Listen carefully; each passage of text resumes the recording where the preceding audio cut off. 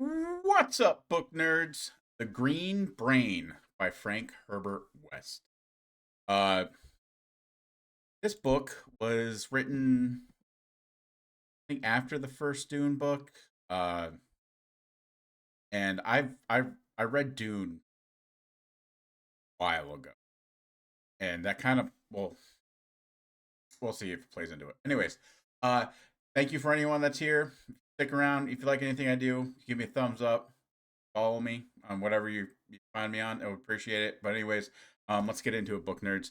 Um, so like I said, I read Dune many years ago. I think he does this, but I also think it's something authors did around like in the 60s, uh, 40s, like some of the older authors, like uh, having a brain fart now. Even the Russian dude that wrote We, uh, um, Orwell, George Orwell. He did this. Well, he wasn't as bad. Granted, I've only read 1984. I haven't read the entirety of any of his other books yet. But they throw you into a story with little to absolutely no information at all. This does this in spades. Um, he wrote this in 1960, or I think it was published in 19. I don't know when he wrote it. It came out after Dune.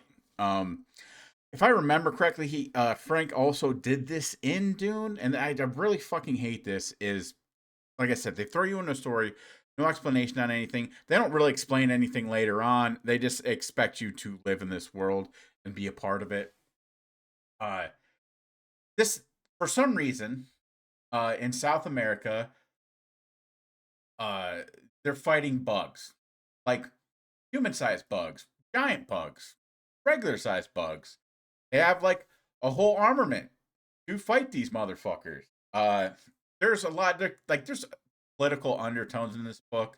Some like there's one part where it's like very in your face about it, and it's very short part of the book where the father's like, "I can't do that. I'm a politician. Oh, what will people think?" And the son's very like gung ho military about killing these things.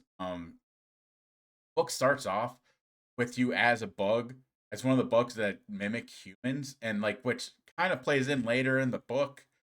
Uh, and it's just they don't explain shit. They just like they plop you in here.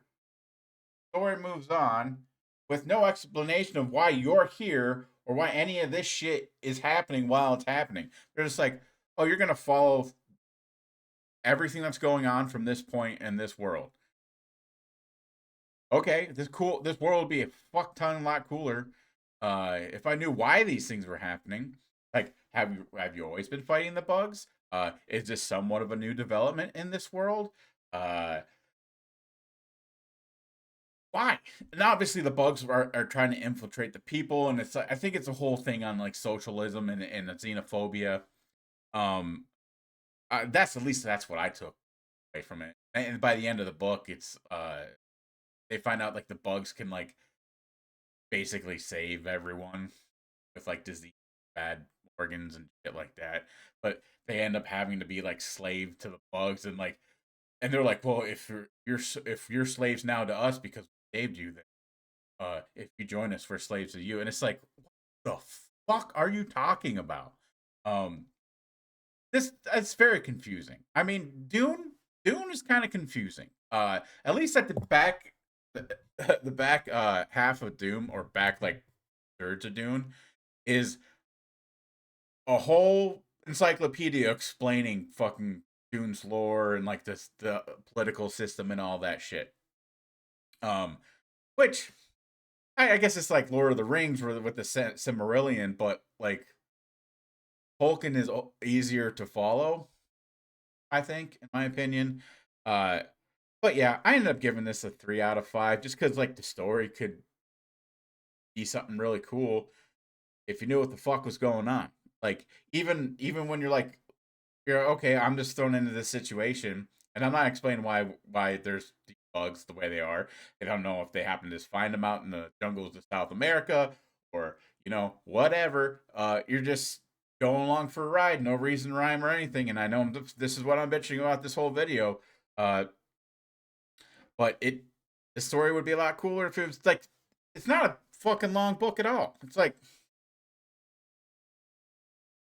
barely 200 pages. Might be on the nose. 207 pages. 207 pages. You could have done 230 pages and fleshed out a few more things.